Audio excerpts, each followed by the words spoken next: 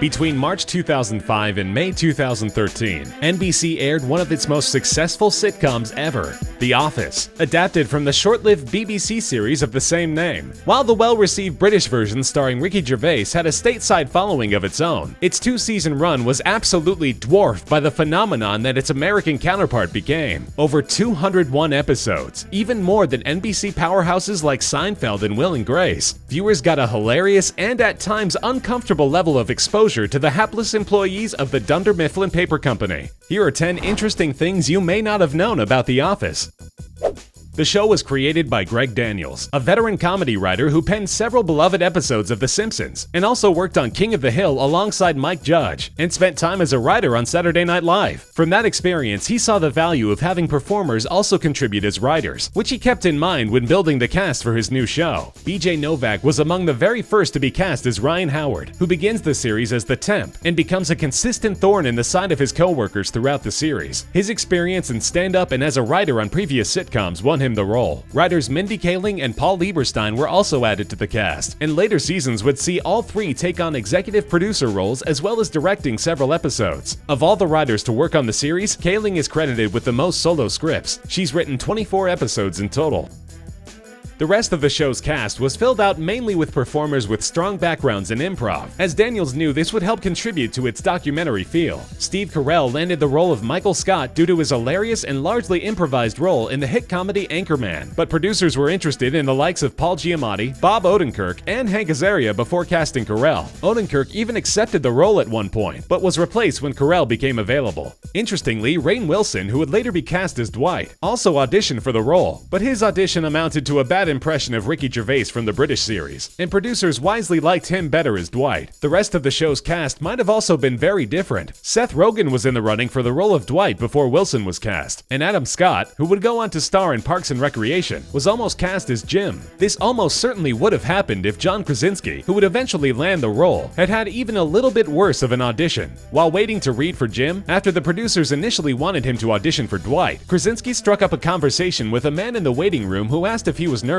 He proceeded to go on at length about how much he loved the British series, and how he just hoped that producers wouldn't screw up the US version too bad, then put his foot in his mouth when the man introduced himself as producer Greg Daniels. Fortunately for Krasinski, he nailed the audition and got the part anyway.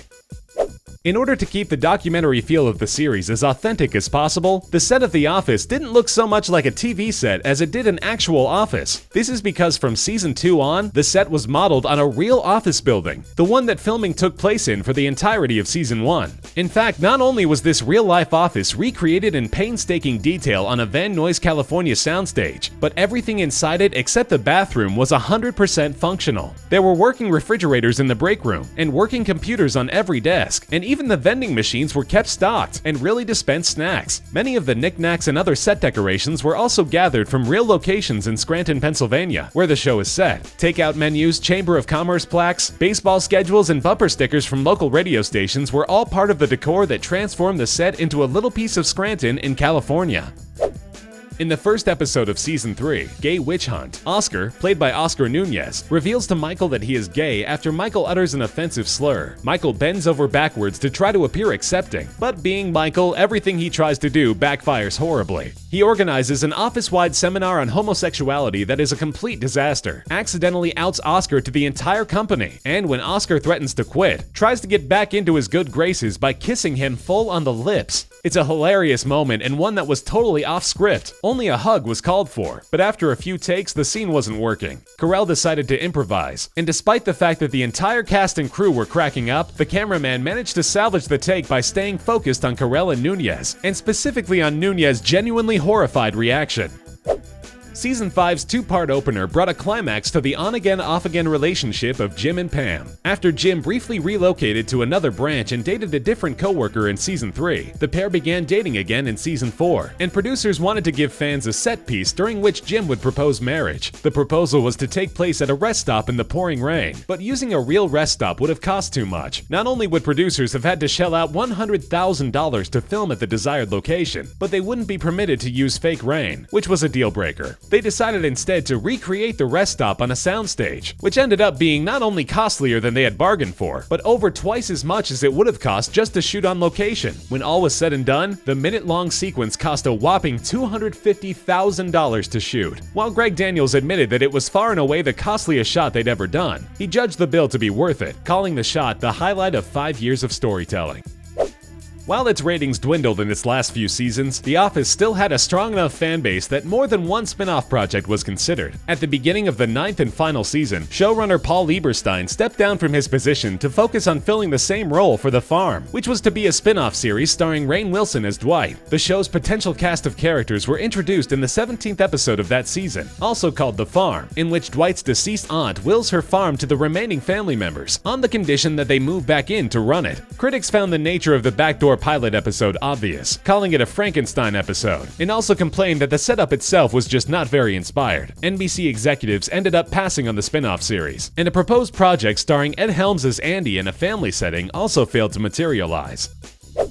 Even though The Office never got a proper spin-off, the long-running comedy Parks and Recreation could be seen as a sort of unofficial one. In fact, the idea for the series was originally to develop it around a character from The Office before Rashida Jones, who played Jim's previously mentioned Season 3 fling Karen Filippelli, was cast in the role of Ann on Parks and Rec. Created by Greg Daniels and Office writer and performer Michael Schur, Parks and Rec is a laugh-track-free, single-camera sitcom, using the conceit of a documentary film crew, with heavy doses of cringy humor, just like its predecessor. Schur served as showrunner, and more than a few writers, editors, and producers who had helped shape the look and tone of The Office did the same for Parks and Recreation. Paul Lieberstein even had a last-minute idea to link the shows by having Dunder Mifflin's perpetually faulty copier be recalled, refurbished, and sent off to the Pawnee Parks Department, but the new show's producers decided against it. Fan favorite Phyllis Vance had a vindictive center beneath her sweet motherly coating, and actress Phyllis Smith's portrayal seemed tailor-made to be the perfect foil to Carell's Michael. But Smith got the gig purely by accident. She actually worked as a casting director on the show's first season, and was mainly responsible for doing readings with the other actors. Producers kept her in the dark when they asked her to do a special reading that ended up being her audition for the part of Phyllis, which was added specifically for her. Before her time in Hollywood casting, Phyllis had an interesting career. In the 1970s and 80s, she was a dancer and cheerleader for the NFL's St. Louis Cardinals, and even worked for a while as a burlesque dancer. She's gone out of her way to clarify that there was no stripping, but she did wear plenty of feathers.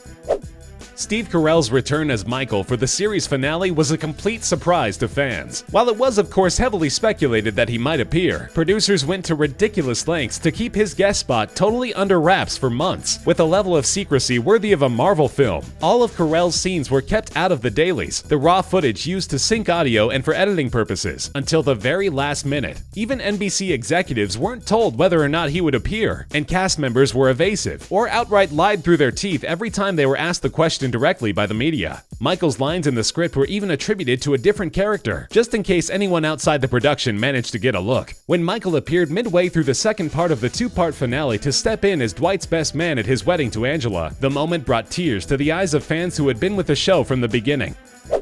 Perhaps the show's most singularly weird character, Creed Bratton, was a formerly homeless hippie with a drug-fueled rock star past, who may or may not have murdered several previous Dunder Mifflin employees. His bizarre behavior, constant non-sequiturs, and mysterious life outside the office made him an instant fan favorite. But the story of how the character came to be is almost as bizarre as the character himself. That's because he's portrayed by Creed Bratton, an actual ex-hippie who really did have success as a musician in the 60s and 70s. His band The Grassroots had a top 10 hit during the 1967 Summer of Love with Let's Live for Today, and scored several more minor hits over the next decade. Bratton began dabbling in acting in the late 70s, but had landed mostly minor roles before being cast as an extra on The Office. Producers found him so odd, and his backstory so unique, that they wrote a fictional version of Bratton in as a low-level Dunder Mifflin employee in the very first episode. The rest is history, and writers had fun throughout the show's run, blurring together fiction and reality with the character of Creed. In one episode, Creed said that he was able to get rid of all of his debts by transferring them to a fictional identity, William Charles Schneider, which is the real Creed Bratton's birth name.